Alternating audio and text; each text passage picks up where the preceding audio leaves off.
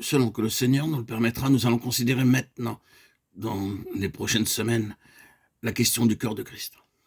Lorsque nous voulons mieux comprendre ce mystère, nous faisons instinctivement référence à l'Épître aux Éphésiens. Dans cette lettre, nous remarquons tout d'abord que l'Église est appelée le corps de Christ, l'Église qui est son corps. Cette lettre parle de l'Église de manière particulière. Dans les autres épîtres, il est fait mention du temple, de la maison de Dieu, et de bien d'autres termes. Mais dans cette lettre, c'est le corps de Christ qui est à la base de tout ce qui est dévoilé.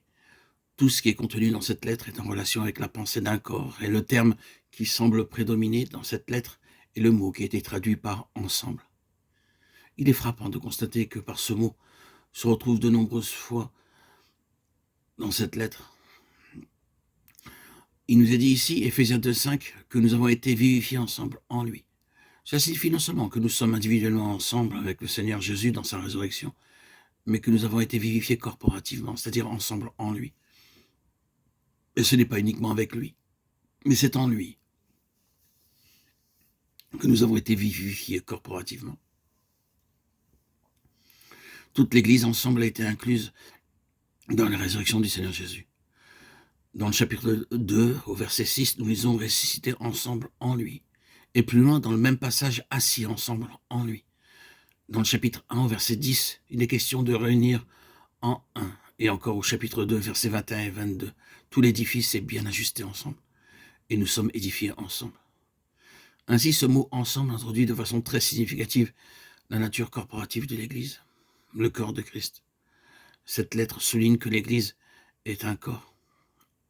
Et dans toute la mesure du possible, nous voulons saisir la force qui s'est exprimée. Ne pensons pas que cela se réalisera seulement au moment où l'œuvre de la grâce sera achevée, ni qu'il en est seulement ainsi dans la pensée de Dieu, dans sa volonté et son intention, ni que cela devait en être ainsi lorsque le Seigneur a suscité l'Église, mais qu'il en est ainsi, malgré tout ce que l'on constate ici-bas, le nombre toujours croissant de divisions et les séparations, les schismes malheureux qui ont entaché la communion du peuple de Dieu sur la terre, malgré tout ce qui a pu exister et qui existe ou qui existera dans ce domaine. L'Église est toujours une entité corporative. Cette réalité ne peut pas être affectée par ceux qui vivent sur la terre. C'est l'essence de la véritable nature de l'Église, le corps de Christ. Et il vaudrait mieux pour nous que ça soit bien enraciné et fondé dans notre conscience spirituelle le plus tôt possible. Bien-aimés, aucun schisme sur la terre pouvant avoir une incidence sur la relation des chrétiens entre eux ne peut changer ce fait.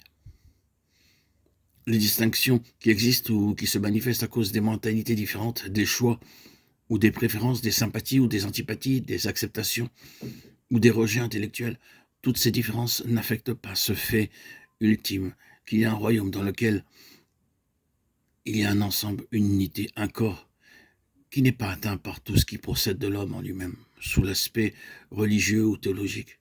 Il y a un domaine, bien sûr, où peut se produire une rupture de communion. C'est celui de l'esprit. Quand celui-ci est atteint et affecté, là, sans aucun doute, il vous est possible de porter un coup au corps de Christ. Mais finalement, ce corps est un, ce qui montre clairement que c'est quelque chose qui échappe à ce qui est terrestre et que c'est un corps céleste qui ne peut être influencé et touché par le terrestre. Ceci n'est qu'un préambule, l'introduction aux nombreux audios que je vous proposais pendant toute cette semaine pour et commenter, expliquer le corps du Christ, sa position céleste et notre attitude à avoir.